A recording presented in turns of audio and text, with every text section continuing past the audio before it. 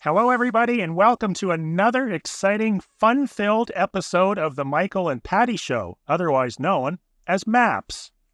Hi, Michael. Yes, MAPS, helping you navigate your way through the buying and selling of real estate on Prince Edward Island and actually anywhere across Canada. It's an exciting day today, Michael. It is. It's our first January 2025 episode, and we're sitting here, as usual, on the Charlottetown waterfront, where it's a balmy minus 10 degrees without the wind chill. Yes, Happy New Year's. Happy New Year's to you, too. This will be the best year ever. Yes, it will be. Here we have a new U.S. president in the States, Mr. Elon Musk. No comment. Carrying on, we have a whole pile of topics to cover here as usual, and we're going to start off with something that I found kind of interesting. I've noticed over the years that developers, mainly land developers that are selling building lots, seem to have some apprehension, or they do not want to list lots with agents or really do any advertising. And what I wondered is, why is this? I think a lot of the agents would go out of their way to solicit them, and we know they have, because in the past, we actually had a situation here in the last few weeks where an agent brought 3 or 4 other agents with them and actually tried to solicit them to list the property. And what was really funny and super ironic is the fact that they were pushing state-of-the-art drone technology. Well, for one, drone technology has been around for 20 years now, or close to it. Can't remember. What year did I start the drone stuff? 2006? I don't remember. Anyway, the funny thing is they didn't ask any questions. One of those questions might have been, do you own any helicopters? Because this particular owner has 2 helicopters in his oversized garage. So drone technology is really not required. Yes, especially the helicopters that he has, which are very, very nice helicopters. Multi-million-dollar helicopters. So the point to this is, and this isn't just about selling raw land, it's about a house or a condo or anything. It should be less, this is what I can do, this is what we have, charts and diagrams, and we're the best, blah, blah, blah, and stats and statistics. It should be more like, find out what the angle is from the owner or vendor. I was thinking the angle is probably that he doesn't want to pay capital gains, which is probably why he doesn't want to sell a whole pile of lots in 1 year, because the taxes are going to be exponential, especially if he's not a corporation and he's getting taxed on a personal level. Patty, what would you have done walking into that subdivision with a landowner that has some lots to sell, doesn't have the marketed or advertised or listed? Yeah, I think the first thing, like you said, is to find out what is their objective? What is their goal? In their opinion, what would prevent them from aggressively marketing their properties through a real estate company to try to generate as many sales as they possibly can in the year? And as you said, capital gains may be one of those, big issues. They may not want to be pestered. They might want to have full control of the interaction and conversations with the buyers. These are things that I've always come across that can sometimes hold them back. Well, the other thing is, what's their motivation level? When you're selling a piece of land or a house, one of the things I always ask is, what is your motivation level? You get these agents that say, oh, your house is worth X. Well, how do you know your house is worth X? I may have I want to get it sold in 2 days because I'm moving to the Caribbean for the rest of my life. Or I may be a professional real estate investor, and I don't care if it sits on the market for 2 or 3 years. So there is no one price. Circumstances are always different. And one of the things that these agents probably should have done for their benefit is go in, ask some questions, some concerns. What are their objectives? Where do they want to end up at the end of the day? Right. How many lots, depending on how big the subdivision is, it may be a subdivision with 4, 5, or 6 lots, and they only want to sell maybe 1 lot a year. It's just meant to be a little bit extra spending cash for them in the year, a little bit of an income, especially if they're retired. So you need to really ask very good questions, find out what they're thinking, what their holdbacks are, what might cause them to be apprehensive about listing with an agent, because you might be barking up the wrong tree and they're not interested in a mass push and selling the whole subdivision off in 2025. And always check with your your professional accountant, your CPA, before you do any of this stuff. Moving along, we had an email from a listener, and we thank you very much for listening to our podcast. It's greatly appreciated. And one thing that we do with this podcast, now that we're actually marketing it in this very small way, is it gets syndicated. So this particular podcast gets syndicated to my newsletter, which goes out every week on Wednesday to let you know that there's a new episode out. What she asked for is the topics to be discussed in the title. I think that's a great idea. However, it is a bit of a technological challenge in that originally we were covering one topic. Now we're aiming for like 15 or more, which is why sometimes it seems like we're rushed. But the idea being, if you do miss something, you can always rewind the recording, or you can text or email or call us and we'd be happy to help you. But to try to fit 15, 20 different topics in the title line is probably not going to work. In addition to that, the software really isn't going to allow for that either, because it's done in the form of an RSS feed, which if you're into technology, which you are, Patty, of course, it's not something that we can really easily do. Plus, trying to jam 15, 20 topics into 100, 150 characters is not that easy. So you're going to have to listen to each and every episode more than once, share them with all your friends, and take notes. Yep, exactly. Are you serious? Yeah, and there's so much good content. If a topic that we're discussing seems a little boring, just fast forward to the couple seconds. You never want to fast forward. You want to keep listening over and over. I even a minute or two. Like, we tend to try to speak on topics for like 3 minutes, no more than 5, if there's a topic with a lot of discussion. So hopefully there's something there for you in every episode. Speaking of technology, you've vastly improved your website recently, I see, and you've taken advantage of some 10 or 12-year-old plugins that WordPress was offering that are long obsolete and have all kinds of problems with them. What happened there? Well, that happened at the end of 2024, where we have new web site company overseeing the company website, which websites require a lot of maintenance and upkeep, more sometimes than I've realized. And I guess this new company, from the previous company, we were using a plugin called SoldPress, and it was never removed by the new company. They just left it there, whether it was operational or not. They never did an audit of the plugins, which ones are being used, which ones are not. If they're obsolete, they are at higher risk of being hacked. And that's exactly what happened. And unfortunately, everyone that was on our newsletter list ended up receiving inappropriate material. Yes. Yeah. So be mindful no matter what kind of business you are in, just whether you're managing it yourself or if you have a company, if there's old, obsolete plugins that are not being utilized. I do know that WordPress is a site, just because it is so popular, is at higher risk. I have been told, whether this is true or not. I do not have actual facts with regards to this, but you're just at higher risk. Make sure you're doing audits, updates, and it's a good time because it's the beginning of 2025. Perfect. Moving along, when listing a house, let's say, and I want to write, I've got the ultimate pictures because I have the best photographer, the best videographer, and we've covered that a few times on different podcasts. The description's really, really important, especially depending on the personality type you're dealing with. And one of the things I do, I'm going to let Patty explain, is I want to find out from the owners of that house what they like about it or liked about it when they initially bought it, in the form of emotional and lifestyle features. I'm not talking about R30 insulation and triple pane windows and overpoured floors.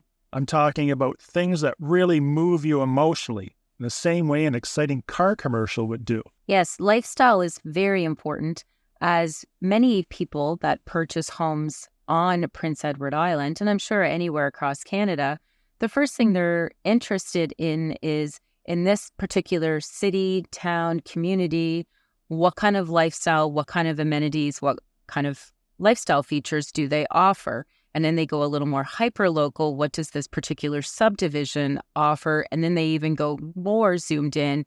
What house within this area is going to best suit my needs? Which is why we've always started off, which came from a trainer that both of us had used many, many years ago, where he got us to watch The Wolf of Wall Street. And it's all about the lifestyle. It was all about the usage of the pen on that one particular scene, which we ended up really honing in on, and it changed the way we did our business.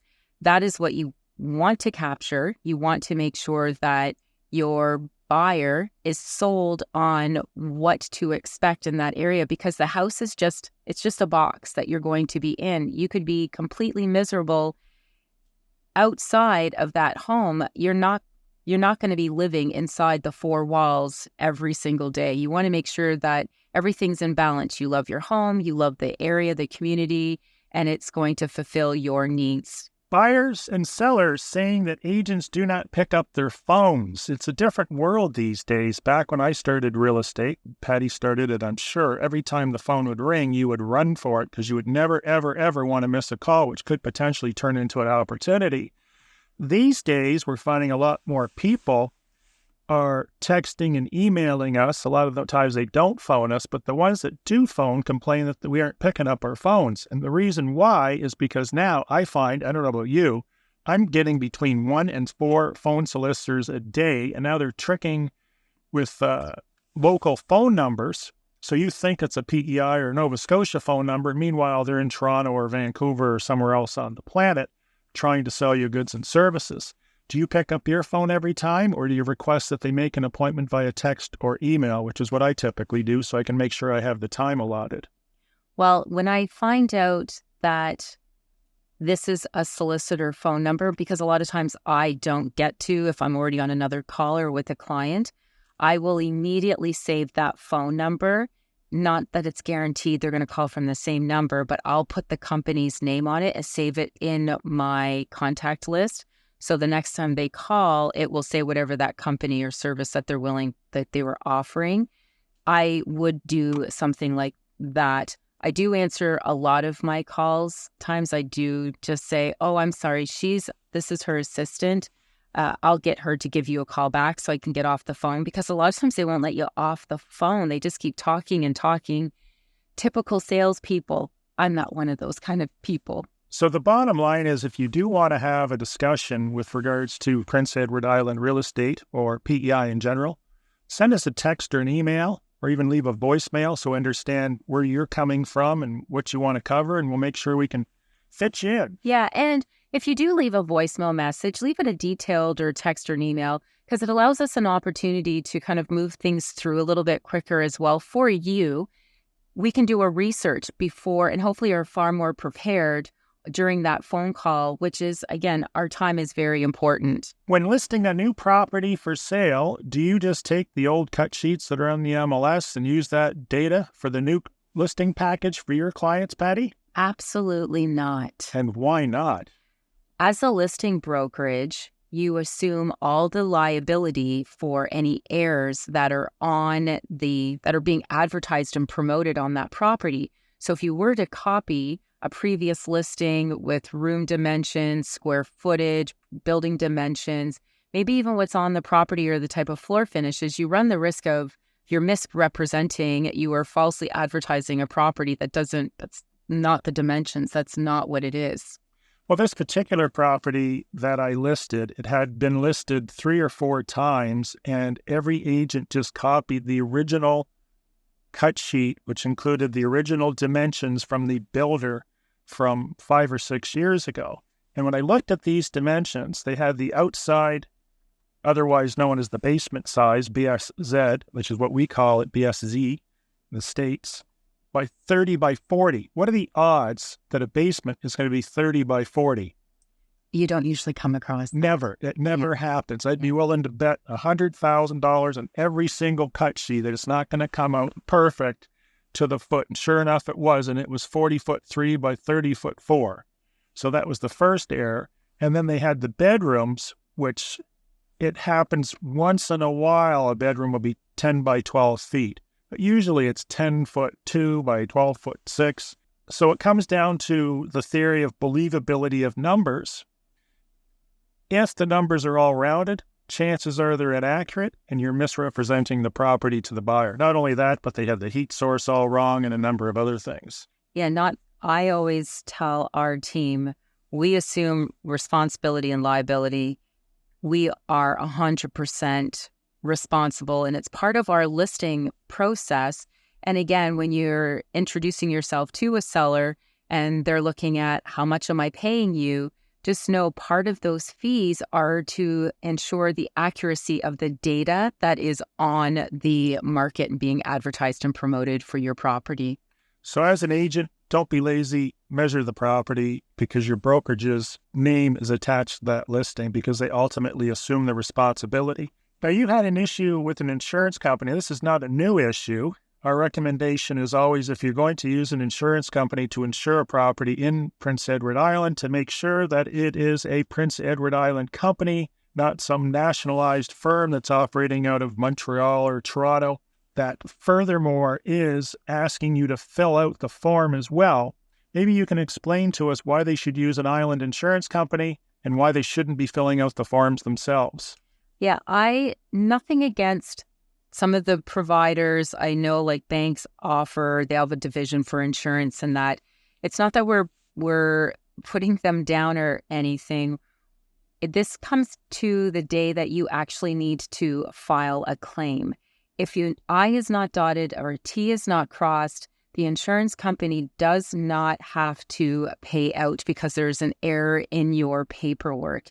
When you use an island insurance company, they assume liability and responsibility for the documentation filled out. You have a higher probability, should you ever need to make a claim, of having that claim covered versus picking somebody that is sitting in a desk in Toronto. They send you off a couple-page document. You're to measure the distance to the fire hydrant and all those, the dimensions of a wood stove or a pellet stove or anything like that. Should there be any discrepancies, it's an issue. And I do have a very good friend of mine who did use that kind of insurance company. And this was during Fiona, where they had the insurance company took about 4 or 5 months to send out an adjuster or appraiser to look at the damage. And in that time period, the house was consumed with mold, and the whole place had to be basically gutted back to the studs in many, many areas of the home. They had to live outside. They had to find a rental place. They didn't get to move back in until after Christmas in 2023. And Fiona happened September 19th, 2022. So I highly recommend using an island insurance company. The insurance companies here have been so responsive. They've been great. We've had a major hurricane here happen over 2 years ago now, and they really did show just the value in using an insurance company on Prince Edward Island. You had a new agent write an offer that was pretty funny, as Larry David would say. They wrote an offer and they had the home inspection clause just a few days before the closing. Can you give us 3 reasons why you shouldn't do that? If it was a vacant house, I'm still not an advocate of this, Michael. But don't get me wrong. Holding it up. Well, especially if you're got us closing out 6 to 8 weeks, you have just held up the house. No other party can come in and offer unless they're going to put in a backup offer. If you are advising a seller who's occupying the home and they ended up accepting this offer, and 2 weeks before closing, they do their home inspection, deem themselves not satisfied with it, and it could possibly be even their circumstances. They do not have to give a reason as to why they're walking away with the home inspection. They can just say they're not satisfied at their sole discretion.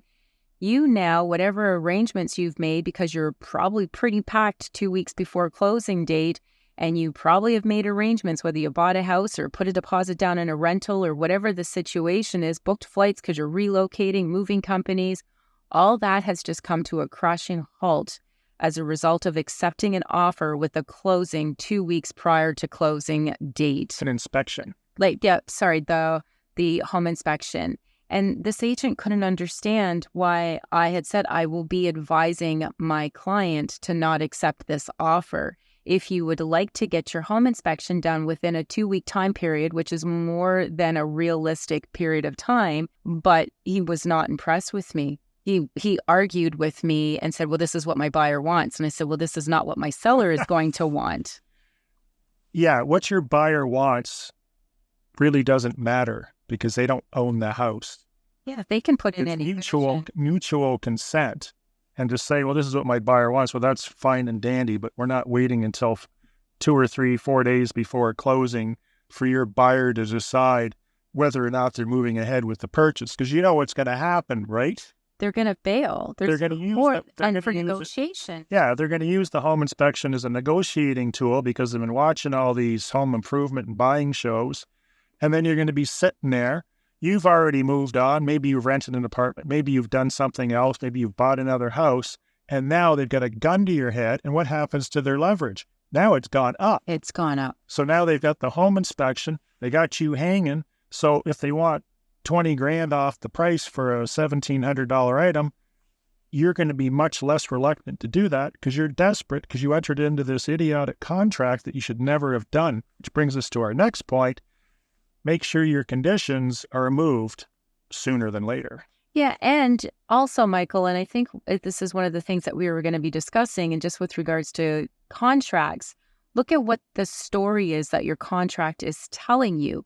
Why would this particular buyer, and any buyer, want to have their home inspection or conditions a week or two? And you've just pointed out probably the number one reason. It is an opportunity to negotiate and increase their leverage ability to get that property at a reduced rate. I don't think they're that smart. I think this is just very poor guidance, a new agent that hasn't gotten any education or guidance from the broker because they're too busy pumping them through like a puppy mill, and they don't have the education to understand. So now, unfortunately, now we're giving bad advice to the clients, which makes everybody look bad. Well, and now the client's frustrated, thinking the seller's being difficult, and why are they not, negotiating with me, allowing me this opportunity?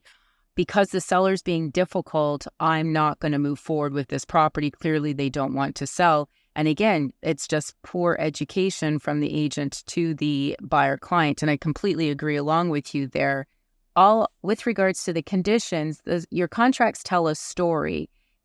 One of the things that I was going to point out is if you have financing, say for a week or 2 weeks, and then your home inspection is pushed out to, week 3 or 4, that usually tells the story that the buyer is not 100% confident in their financing. And therefore, you run a risk of this contract not coming together and tying up the home for, in some cases, a month, and perhaps losing out on a really good qualified buyer. So watch how the clauses are written, your contracts are written if you're a seller, because there is a story inside the contract just based on how the conditions are written. And there's also a pre-closing clause that gives you the ability to walk through the house that's typically done the day or night before, the morning before the closing, to make sure the house is in perfect condition.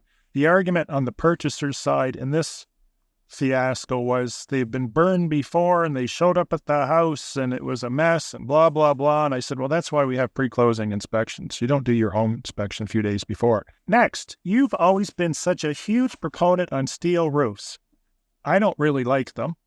I understand why people do them. My concern here is people putting steel roofs on houses that were never intended to have a steel roof. Typically, when you have a steel roof, the house is designed around that steel roof. Because I find when you put a steel roof on a house here, you end up losing your gutters and causing avalanches and all kinds of stuff. But you like steel roofs. Yeah, I have a steel roof on my house and as well as my office building. The one thing I did learn is, and I'm hoping this year will resolve any issues that I have because the gutters are a big point, is by having the avalanche guards, it's going to take off a little bit of the weight and pressure off of the gutters because the house was designed to have an asphalt shingle roof, unfortunately. Now, I did have a closing that happened in December 2024, where there was a new steel roof. Everything looked great. And it turned out after closing, and it wasn't picked up during the home inspection, there were little patches and not very good patches on the inside attic part, as well as major gaps in the ridge cap area at the top of the roof. So about 2 weeks after closing, we had some really bad heavy rain at the beginning of December, and the whole house leaked. And it was because there's a 1-inch gap, the seams weren't properly connected. So you really got to be mindful. And the big issue, my big takeaway with this one as well, was the roof was not any insurance, because the roof was brand new, 2024, was the warranty wasn't transferable to the new owners. So the roofing company, albeit they did come and they screwed down a few screws and said, well, that's as far as we're going to go. We're not responsible for any repairs that the roof needs. They washed their hands of it, and my clients have been scrambling because they've had to tear out the ceilings. So be mindful of the roof, be mindful of, I know when you get home inspections, you would hope that the home inspector picked it up. Apparently, this hole was very visible in the attic. Be mindful of what was the roof put on top of.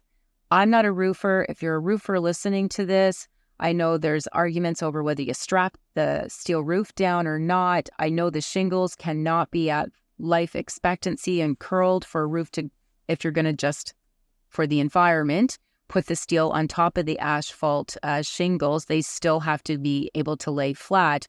There's a whole bunch of information. Make sure you do your research in that with regards to that. But there are issues that can arise, and it's not perfect. Perfect. Moving along to purchase and sale agreements, and we have touched on this a number of times. Understand that when someone writes a purchase and sale agreement, an experienced agent will be able to take that purchase and sale agreement, decipher the paragraphs and the timelines, and tell you what the real story is behind the scenes. For instance, if I had a purchase and sale that had a $250 deposit, to exaggerate things, and a 3.5-week clause for financing, what cryptic message is that sending you? These people don't have money. And my home inspection's a month out. What does it tell you? Same thing, right? Correct. They don't even want to pay for their home inspection. They don't have a deposit hardly. The financing clause is long because they're probably going to be shopping for a bank that will finance them. That's just one example. Other examples are timelines for septic. The septic tank pumping is something you probably don't want to do in the winter. And why is that if it's a vacant property? Because you run the risk of cracking the septic. And that's one of our conditions. So keep that in mind. Water tests or other conditions, inclusions, what else? That's about it. Yeah, your contracts, like I said earlier, tell a story. Really read into it. Don't just be captivated by what are they offering to pay? What is the closing? Well, what do they want of my stuff? What chattels are they asking? You don't even get that far. I find people are just price closing. Okay, sounds good. And they sign it. And then they didn't go through the offer. And then they realize there's a whole bunch of conditions that could potentially cost them tens of thousands of dollars that they didn't read because all they focus on normally is price and closing date. Yeah, but I do find a lot of my clients focus on chattels because they'll get stuck in, they ask for the freezer. I didn't offer the freezer on the listing. Why are they asking for my freezer? So there's a little bit of education that's required, and they can ask for whatever they want. You have the opportunity to counter, but everything else in that contract, you're right, Michael, it might as well be in another language because they don't concern or read it. And when they do read it, I find a lot of times they forget what's in it and they start to try to modify things. Yeah, the thing and it might be, Michael, the contracts that you enter into, say when you're downloading an app. I know I've been guilty of this, where you just scroll to the bottom and say, I agree. Terms of service. Yes, you do not want to do that with your agreement of purchase and sale. No, and if you're unsure after the agent explains it to you, then have your lawyer review it. Correct. A real estate lawyer. Yes, a real estate lawyer is definitely, and one that does real estate on Prince Edward Island or the jurisdiction, the area that you are looking to purchase in, because I've had many clients over the years wanting, and no offense, nothing against Ontario lawyers, this is where the scenario pops into my head, but they'll use an Ontario lawyer or an Alberta lawyer to look over our contract, and they don't understand what our business looks like here. There's some standard generalized ones, but there are extra additional things that need to be concerned or addressed, like IRAC or anything issues that are just relevant to Prince Edward Island. And when we say a real estate lawyer, we're saying that in relativity to, say, a criminal lawyer, a family law lawyer, or corporate lawyer, or trademark lawyer. You want someone that specializes in PEI real estate. You listed a property, and you were up against another agent, somebody's cousin, uncle, brother, which is typical for the island. Yeah. So I think they saw them walking down the street or jogging, so I thought, hey, we'll call him and get a price on the house. And that agent walked in and gave them a price. And you got the listing. Yes, I did my homework and my research. I did not walk in the door and just say, hi, yeah, nice to see you. And what were you looking to get for the property? Yeah, I figure you can get about X amount of dollars. And that's it. And they thought that is enough to just walk in, show up, tell them what they want to hear, and they're going to get their sign up on the front lawn the next day or the next week. And that's not what happened. And these particular sellers were completely sold on using this other realtor. Turns out I was probably just being called in just to reconcile and give them an accurate price. But when they seen what a real estate professional's business practice should look like, I ended up getting that listing. They just said I completely blew the other agent, and I'm not tooting my own horn or anything, but you really do need to do your research. You do need to, there's formulas that we use to establish price. Ask your realtor, how did you come to this price? What comparables? How could they have comparables when they showed up at your home for the first time? Because they didn't know what finishes you had. They didn't know what condition your home was in. So I do not know how I could, unless it's a subdivision where they're all cookie cutter houses, bring any comparable to my first meeting of a new client until I've actually seen the home, and I go back and I spend an hour, sometimes 2 hours, combing through the MLS, using some of the formulas that I use to calculate the price on a property and to give them a fair, accurate market analysis. Real estate agents see hundreds, if not thousands, of houses, and the numbers get mangled in your head. And I've seen throughout the decades that I've been in this business, Patty's been in over a decade, that agents will make statements that, oh, this is worth X and this is worth Y. And then when you go back to your office and you actually crunch the numbers, or a lot of times you don't even have to, and you can just say, well, where do those numbers come from? What are you comparing it to? There's never been a house ever that's like this sell for that number that you just pulled out of the air. So if you have an agent that shows up, pulls a number out of the air, you open the front door and you say, I'm calling Patty or Michael or somebody else that's going to do the market research to give you a number that's based on market value. And also, in closing this subject, it's not Patty's number. It's not my number. It's not the agent's number. It's the market's number. Just because you call 12 different agents and one agent gives you a bigger number doesn't mean your house is worth more today. No, exactly. That's it? Yeah, I was going to say something, but I got so captivated into what you were saying that my thought left my head with regards to pricing. It just came back.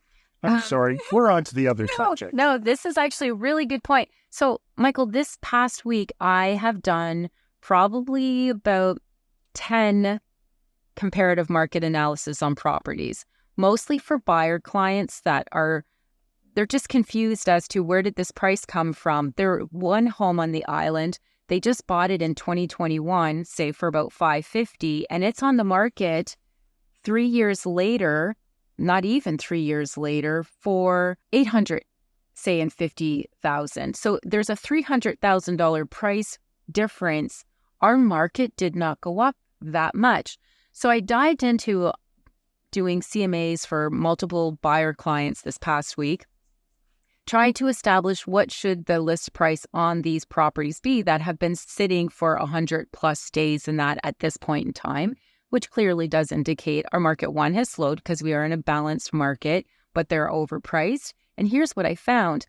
I found when I did the CMA, market value was, set at X, and every price seemed to consistently, and I'd say majority of them, 2/3, had an additional 30,000. It was this round number of about 35,000 that they were priced higher. And I think what's happening is sellers, if an agent comes in and says your house is worth 400,000, that's what the data, the CMA is, they automatically put the real estate fees and their closing costs over and above, is my guess, because they're all coming on at like 430. Or if that's 350, they're coming on at 380, 385. You're just going to cause your property to sit. And I cannot believe that number just stood out like a sore thumb this week after doing so many CMAs. And it's interesting because that brings up an interesting point that CMAs are not done just for the seller, but they can also be done to educate the buyer. So they're not buying from some person that bought the house. We talked about this in our last podcast for 280, and now it's on for 950, because that's not reality. That's not what the market did. And you're going to get stuck with the hot potato down the road when circumstances change, and you're not going to be able to sell that house. And I don't want the listing at that, because what happens when you list a ridiculously overpriced house is you get other agents saying, what are you, an idiot? Why are you listing this property at 980,000? It is paid 280 for it. It's worth 450. Right? So you don't look good as an agent either. No. Even though I know in theory what they're thinking they're going to do is they're going to reduce the price over the months or years or decades that it's on the market, and it will sell. But usually that doesn't happen. Usually what you get is Patty listed the house for too much and she didn't sell it. But you're not going to hear the story that the number came from them. Yes, that's one component. The other thing is I want my buyers to feel like they're protected and serviced by doing a reverse CMA. What could you expect to sell this property for in a couple of years? Are you overpaying? If you're going to be in that home 10 years, then does it really matter if you overpay a little bit? Not that the banks are going to overpay for properties. That's a whole other subject. However, if I've at least done my due diligence and my service to inform the buyer to the best of my ability, in my opinion, professional opinion, this property is priced a little high. So if you do call me in a year from now because your life situation's changed and you want me to list it, I do not want you to feel that I misrepresented the price the year before. So I do make sure my clients are well educated. I'll take the time and do reverse CMAs, is what we call it, to determine if it is fair market value that the property is being advertised. Because I don't want my clients paying off someone's credit card, helping them fund because they want a bigger house and I need an extra 100,000 on my move going forward. That doesn't mean that becomes a new value of the house, and I'm not going to get my buyers to cover those costs. In closing this subject, the other thing is the bank is going to appraise the property. It's not going to come through, and you're going to have to come up with some extra cash to buy your overpriced property. In some cases, depending whether you're getting CMHC insurance or any other form of mortgage insurance, they may do additional appraisals. And I've had as many as 4 done on one house. And if they don't align, you're not getting financing, or you need to come up with the difference in the cash. We've got a bunch of different additional topics, but we're just going to cover one last one. And that is, with every property in PEI and in most places, there's a deed. And most of the time, the agents will run through them, but it is a good plan if you're offering on a property, get a copy of the deed, because sometimes there's things that are hidden. There could be, I had one property that had a first option from someone that developed the subdivision 40 years ago, that they had to be contacted, if they're even alive, to decide if they wanted to buy the property back. Easements, you've got right-of-ways, you've got all kinds of stuff that can be in that deed, and you should be aware of it before you're making an offer, because it's not something you want to find out at the lawyer's office down the road once you're ready to close. And I just want to caution, though, do not ask for the deed for every single property that you're looking at. When you do find a property that you're interested in, and this is I would like to, move forward with this. Could I see the deed at that time? Now, it is public information. However, you just don't need to be inundated with deeds on 20 different properties while you're doing your due diligence, because it's a waste of your time, a waste of the realtor's time, because at the end of the day, you're only going to end up selecting one or two. Now, I will say there was a situation where there was a lifetime right to the property. So the family had a daughter, the family had passed. This daughter now is, I think, in her 60s or so. She still has a lifetime right. So anytime she wants to go back to this family home, and this is right in the deed, she is allowed to. Whether it's 2 a.m, she has legal right to access that home. My clients chose not to purchase that. So please look at the deeds. Make sure your lawyer does their due diligence. There's so much information, like you said, Michael, covenants, right-of-ways, easements, if there is any liens against the property, as well as, and I've only come across that once, someone with a lifetime right to the home. So why didn't they just see if they could get that right relinquished? She refused. She absolutely refused. What if a little accident happened? I am not talking about anything. That's it. We're done. Thank you for listening and tuning in. Wishing everyone an amazing 2025 year ahead. Hopefully all your New Year's resolutions and your goals all come true and you make them a reality for yourselves. We appreciate everyone, and we just want to thank you for listening. If there's any topics, any suggestions, comments, we are always welcoming them, and we'd love to feature it on a future episode. Thank you very much for listening once again, and be sure to give us a star rating and some feedback. And if you don't, we're never doing this again. I don't think so. Because it's like pulling teeth. I notice that with every podcast, even the ones that have hundreds of thousands of listeners, the amount of people that actually give feedback and give a star rating is very, very small. But I suppose that's the same in YouTube. I mean, the average YouTube channel, 96% of them aren't even subscribed, which is strange. And there's no questions, a dumb question. Real estate can be very complicated, and there's so many moving parts to it. So feel free, and we won't mention your name if it makes it a little easier. Have a great day. See ya.